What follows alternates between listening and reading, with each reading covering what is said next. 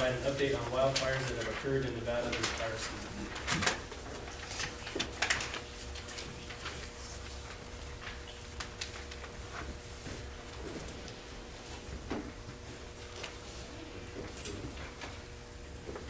Good morning. For the record, Alan Janae, Habitat Division Chief. Once the PowerPoint gets up, we'll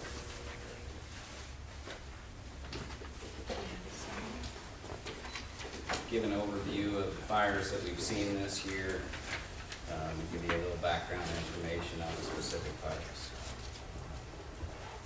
Tom Dunham, the regional game supervisor from the Eastern Regional, will actually be tying in at the back end to give you an overview on the hot pot fire out on the Eisenwoods as well.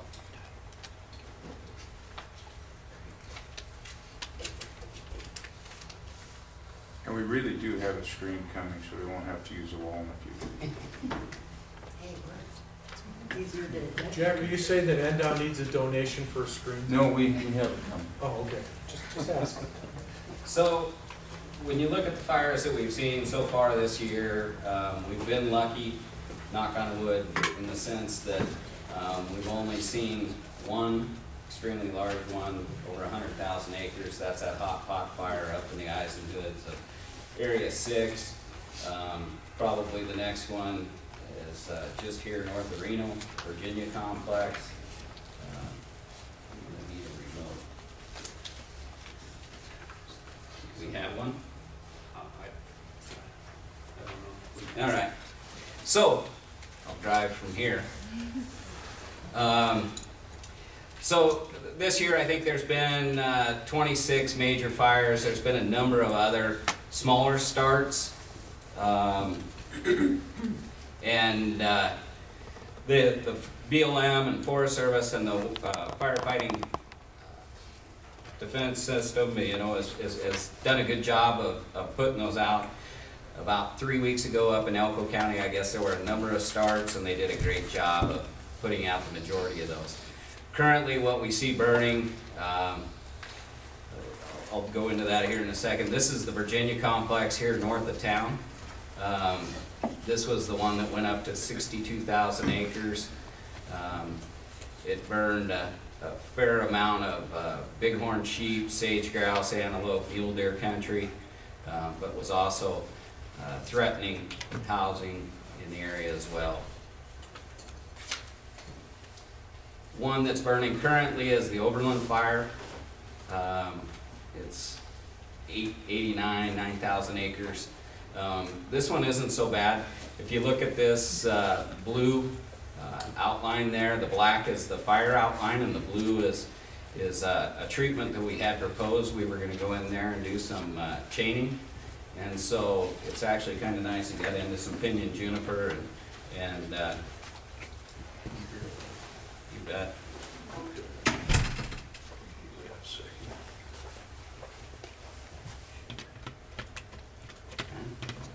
All right, we'll see if I can mess this up. So the blue is the chaining that we had planned here in the very near future. So it's kind of nice. This saved us a fair amount of expense by burning through that. We'll probably still work with Ely BLM to go in there and chain it, do a one-way chain, seed it, and then do a one-way chaining so that we get good seed establishment on that one. So it's actually one that's kind of helped us out. Another one that's burning right now is the strawberry fire. Again, this is a little bit outdated as far as the acreage, but it depicts, it's over in the national park. It's burning through strawberry drainage, which was a Bonneville cutthroat trout water. We've done quite a bit to establish that fishery, so we'll see what happens there. Oftentimes with the ash load that comes down following fires, it can have an effect on the fishery, so we'll continue to monitor that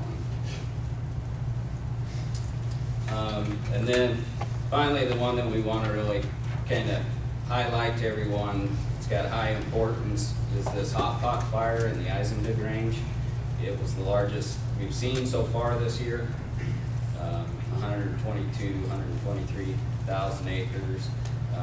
We have spent a fair amount of money in this area in the past, working with BLM. It's very important mule deer winter range. So we're working with them right now. We've got a plan developed to go back in there and reseed. It's one of those situations where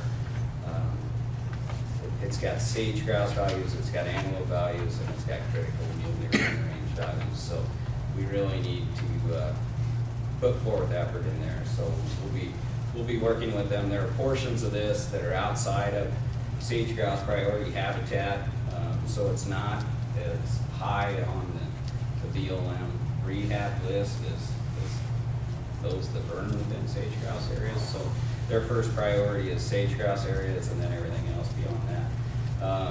So we'll be, NDOW will be fronting a lot of the funding in there. Plus, we own 6 sections within that area that we'll try to rehab very intensively and try to get some brush component back on it. We'll be looking at using a newer variety of kochia. It's called snowstorm kochia. And we'll look at trying to use that. It's supposed to get to a growth form of like 3 or 4 feet. So with that, that's kind of an overview of what we've seen.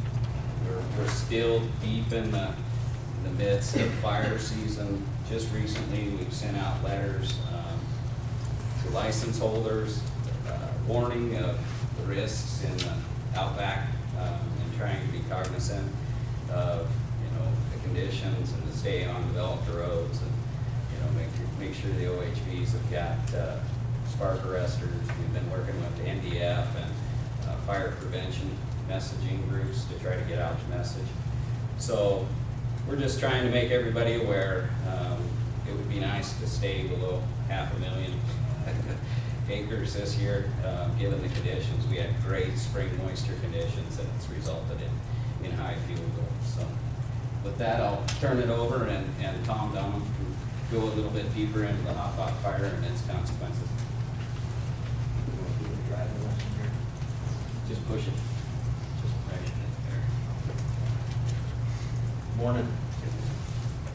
For the record, Tom Donham, Nevada Department of Wildlife Eastern Region Game Division Supervisor.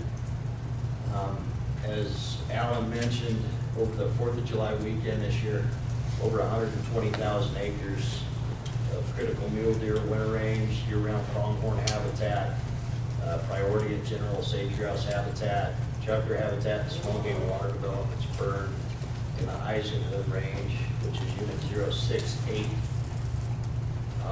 The most significant, and this is a picture of Eisenhood Basin itself, a little depressing. The most significant impact of the fire, like Alan mentioned, it did hit some sage grouse habitat on the east side of the burn, but the most significant impact will be the mule deer winter range in the Eisenhoods. It's going to impact approximately 4,000 deer, or just over a third of the management area, 6 mule deer winters in this area. They typically move from the North Independence Range and the Bull Run Mountains through Unit 067 there in the North Tuscaroras in late October, early November. And they'll stage in the North Tuscaroras there, and then as snow accumulations increase, they move down to lower elevations in the Eisenhood and Sheep Creek ranges. The red polygon down there is the fire, kind of shows those migration routes that they typically use. In Management Area 6, beginning in the 60s, fire has just ravaged that area of the state. Many of the areas that have burned are very important mule deer ranges. Just from between 1999 and 2013, over 1.5 million acres of Area 6 burned. Like I say, much of that's important mule deer habitat. The Department of Wildlife has already, because of the fires that have occurred there, has been implementing harvest strategies designed to keep that mule deer population at or below about 10,000 deer, to try to keep it within the carrying capacity of those impacted winter and transition ranges. Just to point out, there's a, I don't know where the little light is on this doohickey. They do. Oh, no, messed that up.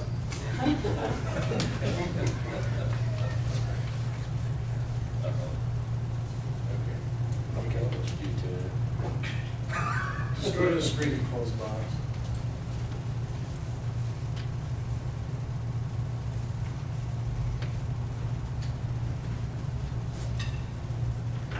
Okay, no problem. Gotcha. This area that's white inside this polygon here is Eisenhood Basin, Rooster's Comb, and it was the last remaining intact sagebrush, bitterbrush winter range in the Eisenhood range. More than $1 million has been spent just in the Eisenhood Sheep Creek area alone, doing fire rehab, doing fuels projects, green stripping, in an attempt to protect that critical mule deer winter range. And unfortunately, this fire, here's some of the rehab efforts that have gone on in the past. These are some fuels projects, green stripping, like I mentioned, to try and protect some of that stuff. And as you can see, the hot pot fire burned up most of those projects. Unfortunately, this represents the worst case scenario that we could imagine for Area 6. Honestly, if you'd have picked the worst spot in Area 6 to burn as far as the mule deer resource goes, this probably would have been it. What was the source of the fires? It was a lightning strike in there. Yeah.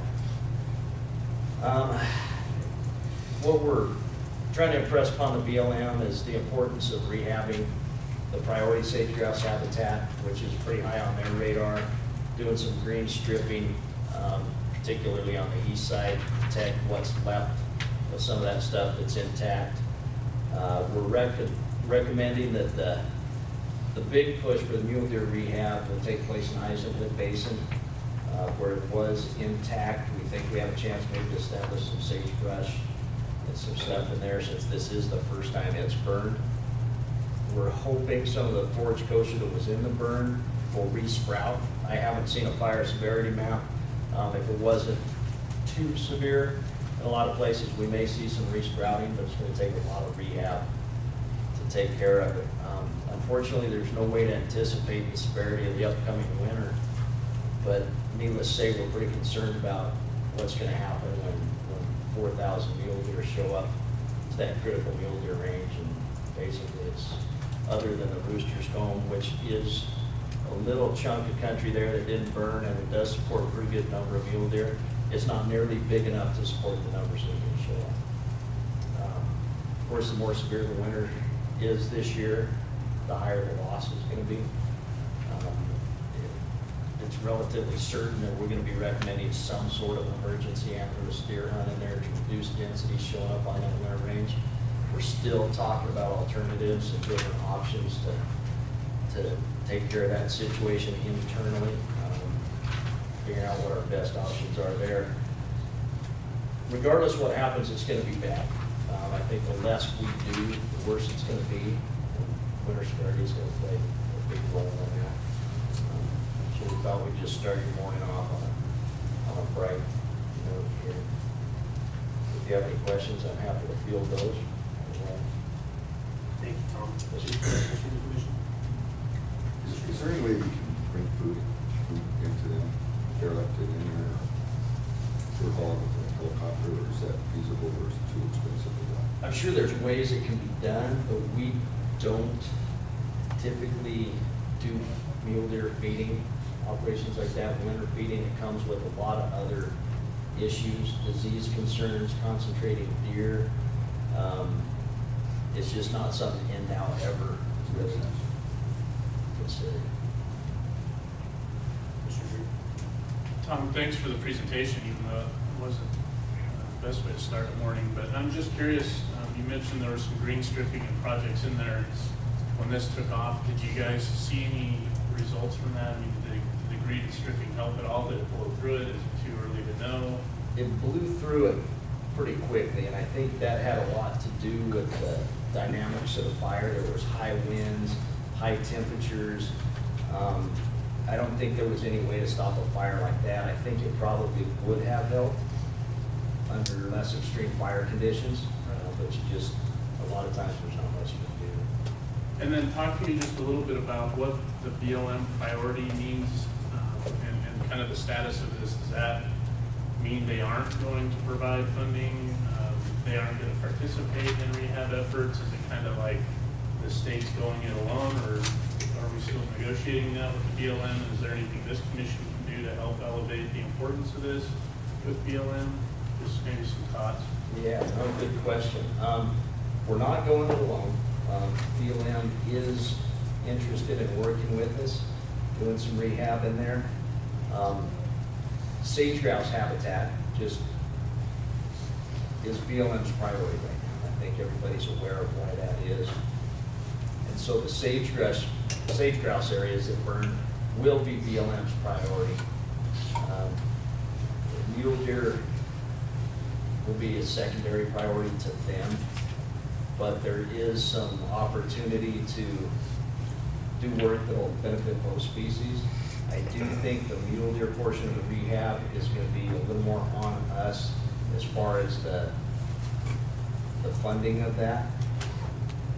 And I think it will go a long way. We've talked to the BLM, it's the Elko district, if sportsmen, the commission, sportsmen's groups, anybody interested in mule deer resource in Nevada, if they impressed upon them the importance of rehabbing that for the sake of mule deer, pronghorn, sage grouse, all those species.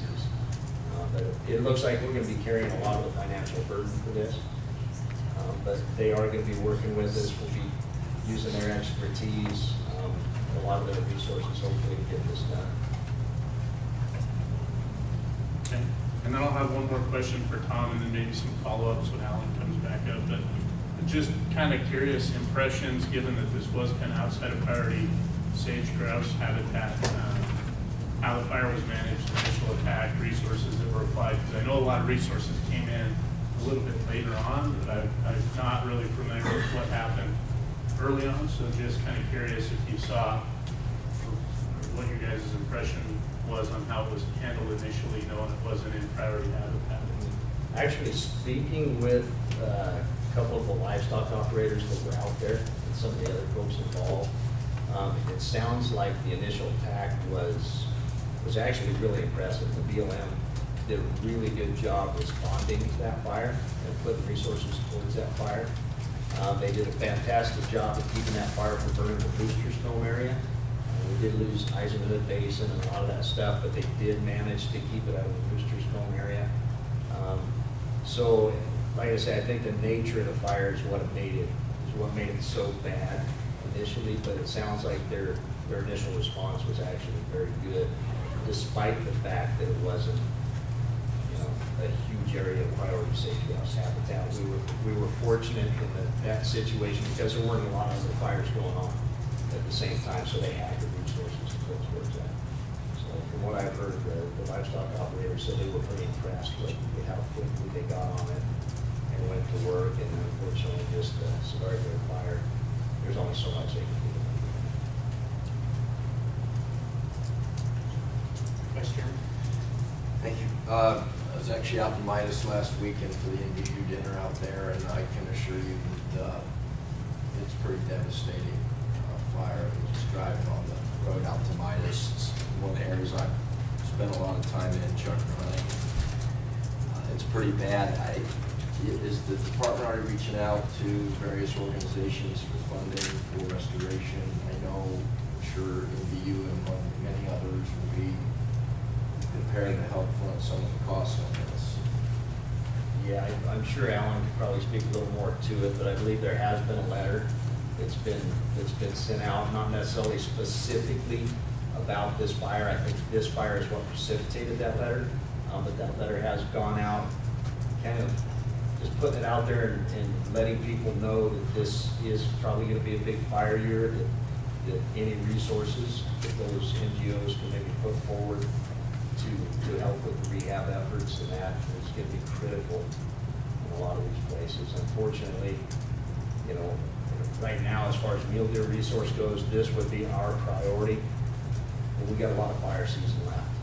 So it's hard for us to ear tag exactly where our efforts are going until we know how this all plays out. But this is a big, like I say, you couldn't have picked a worse place in management area 6 for this to happen, and over a third of the herd does rely on this. Any further questions for Tom from the commission? I had a couple. Go ahead, Commissioner Jones. I'm trying to figure out, is the green stripping a technique used for buffering from fire? Is that when you're saying green stripping, I'm just not, I'm trying to understand what It is, it's where you may have an area with some exotic annuals like cheatgrass or something that's highly flammable. And if you're trying to protect an adjacent area that's sagebrush, more important habitat, you can go in with a more fire-resistant species of plant that'll help slow a fire down, act as some sort of a, not necessarily a fire break, but a buffer, so that fire has a little more trouble getting through that, slowing it down maybe in some cases.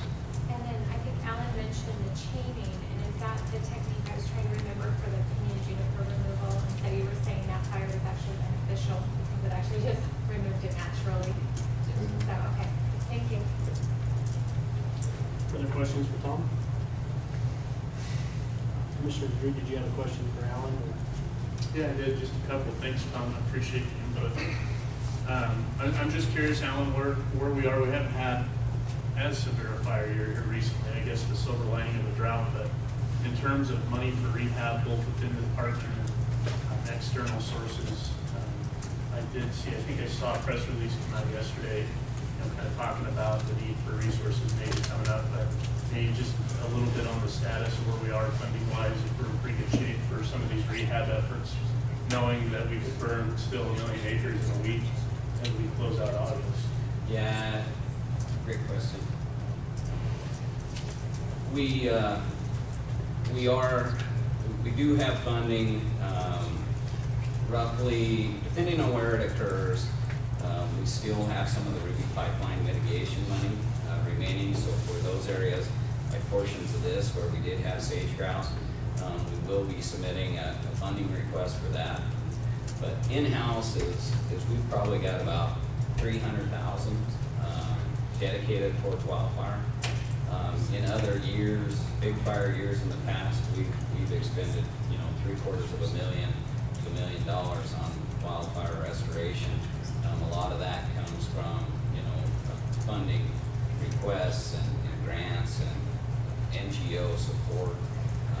So if it goes, knock on wood, if it goes over $500,000 this year, we're probably looking at, you know, $750,000 in effort, depending on where it burns. But between the Virginia complex and the Eisenhood, those are 2 priority areas that we're looking at. Probably the park will do a good job, I would expect, on Strawberry. Plus, it's a little bit better precip zone over there. So, but we did, as far as the letter that was sent out, we sent the one out just the other day to all license holders. But previous to that, we did send a letter to all NGOs that we've worked with in the past, kind of highlighting the fact that, you know, it looks like it's going to be a heck of a fire year, and kind of put it on their radar that we may be coming forward with funding requests for wildfire rehab efforts. And then I guess my follow-up question on the funding piece, maybe this is directed as much to our vice chair now, but I know Dream Tag, one of the reasons, you know, one of the big drivers of Dream Tag was for emergency situations like this. So I'm curious if you're looking to leverage, you know, that $300,000 in-house with an emergency request to the Dream Tag fund as well. Absolutely. We just drafted and submitted a proposal last week for $100,000 to Dream Tag. And again, that's just given where we are right now. If we see a terrible year, then we'll probably be, you know, even maybe submitting a secondary.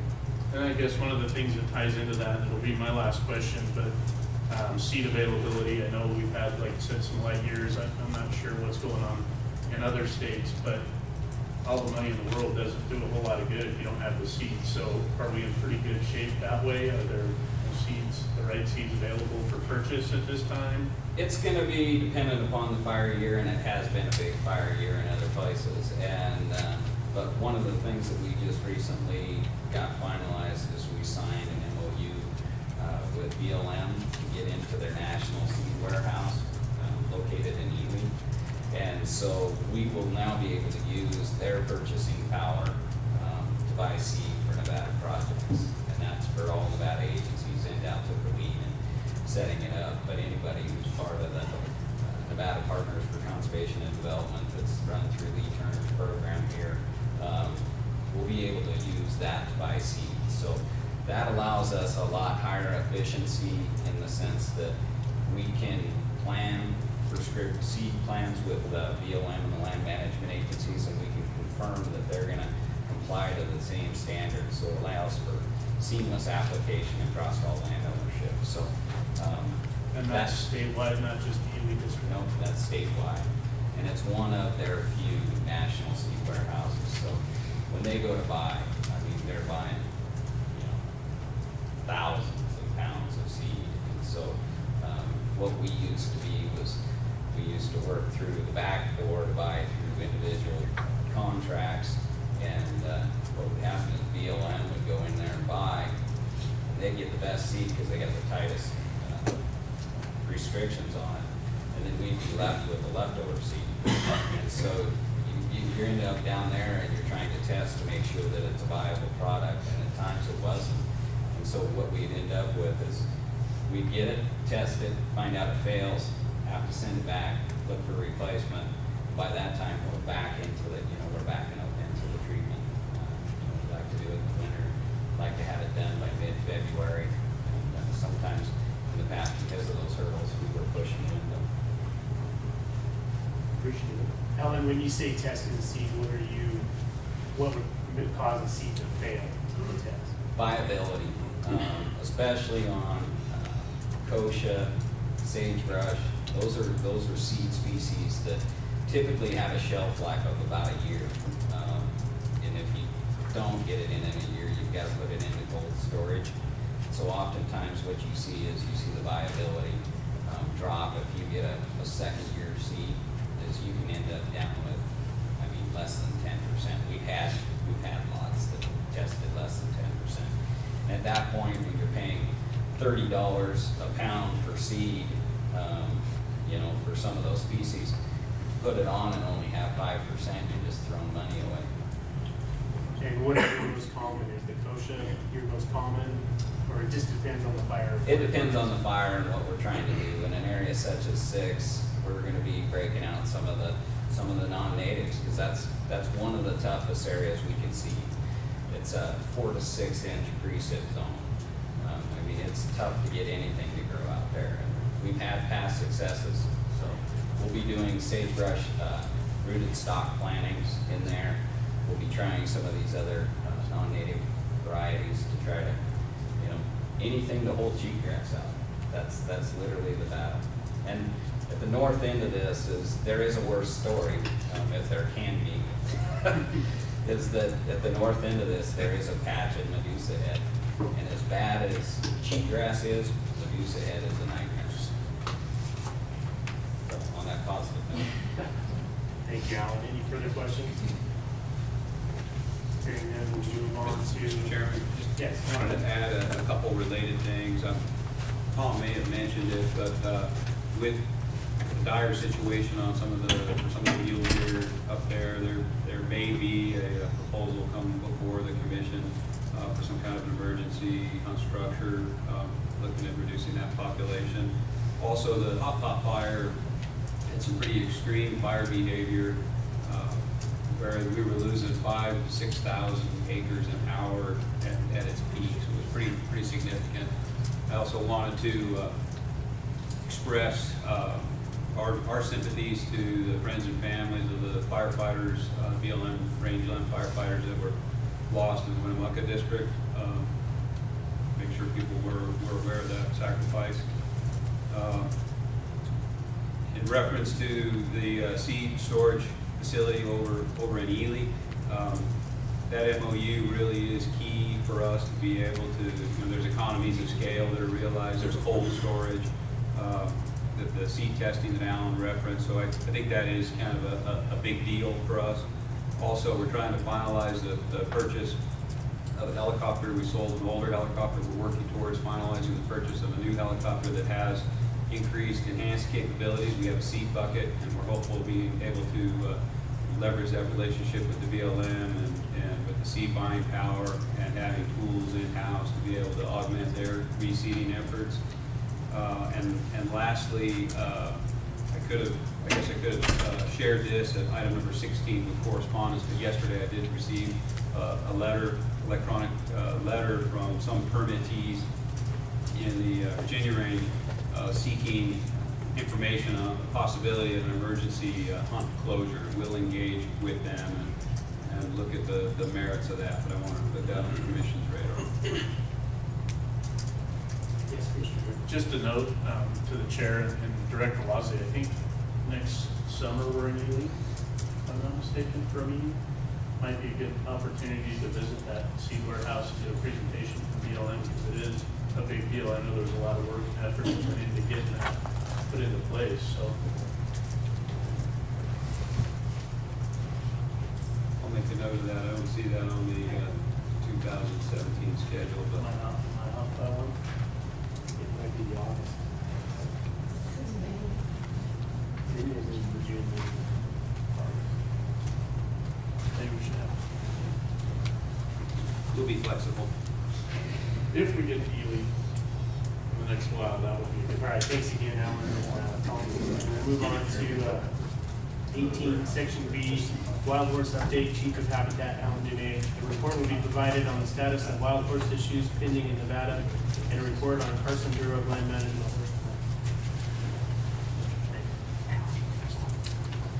Thank you. For the record, Alan Dene, Habitat Division Chief. So in the spirit of remaining positive this morning, we're going to now go into wild horse and burros. Everybody's aware of the situation. It's a very tough place. Nevada, we carry, probably 60% of the wild horse and burro in the nation. When you look at it, current situation with wild horses nationwide, maximum AML, the appropriate management levels that are prescribed by BLM collectively is 26,715. Current population on range is 67,000. This is only a small piece of the pie. There's another 48,000 in holding. So, again, looking at the story, if you look from 2000 to 2016, you can see that since about 2007, population's been going up. Number of animals removed has been dropping. The off-range population's been growing. The off-range is the green bar. I don't have 2014, 2015 numbers, but you can see that currently it's been hanging around that 48,000. And that's because of the number of gathers have been severely declining. When you look at the other part of the story is the adoption program, is that you can look back into the early 2000s and you were seeing 7,700 animals being adopted. In 2015, that was 26. During the economic downturn, it was 2,100 individuals. So that seems to be a program that's fading and not drawing as much participation. You can look there, max AML is the lower line, and where we are right now is we're significantly higher than 2 times AML. Wild horse populations grow at about a 20 to 25% annual growth rate. So next year, we might be talking about 3 times AML. So, not a pretty picture, and BLM's in a tough spot. Thank you, Mr. Janae. Commissioner Neal. What's the game plan for that? If we file a lawsuit against both Dylan, or we considering it, or left to a private individual, or what? The NACO did have their lawsuit. It was, I guess you'd say, rejected by the U.S. District Judge, Randadu. But I understand that they're appealing that decision, but I don't know anything more than that. As far as other entities, it has drawn some recent political scrutiny because of the pressure on some of the permittees out the eastern side of the state and the size of the populations out there. But right now, I am not aware of anybody within the state that's... NACO's, must be probably reject, you say reject. I've got a slide, I'll get to Yeah. it. I've actually got a quote out of it, so I'll get there. So that's the national story. In Nevada, like I say, we've got about 60% of the population, and at times this is what it seems like. It's like they're everywhere. This is more off of the front here beside Reno. They are coming into communities, and used to have a video of a little girl right out here on the backs of Virginia foothills feeding a horse, and parents the public loves them. You know, they love these horses, and she was out there feeding, but they're not aware of the possible dangers that these are wild animals because the horses are coming down. But the video showed them when they were out there feeding apples, and parents are paying attention to the horses over here, and this little 11-year-old girl's, excuse me, this little 11-year-old girl's over there, did something really fast.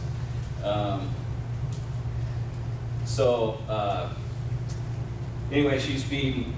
Parents aren't paying attention, and this mare kind of, you can see it if you've been around horses, this mare turns her hind quarters towards this girl and kicks, and luckily the hoof glances off the top of her shoulder, but it was head height. It was an amazing video, and sometimes I include that for effect, but public loves them. They're symbols of the West, but they're still a wild animal, and as much as people like to treat them like domestics, they're not. So when you look at the Nevada situation here, this is the story. Our AML in state is 12,811.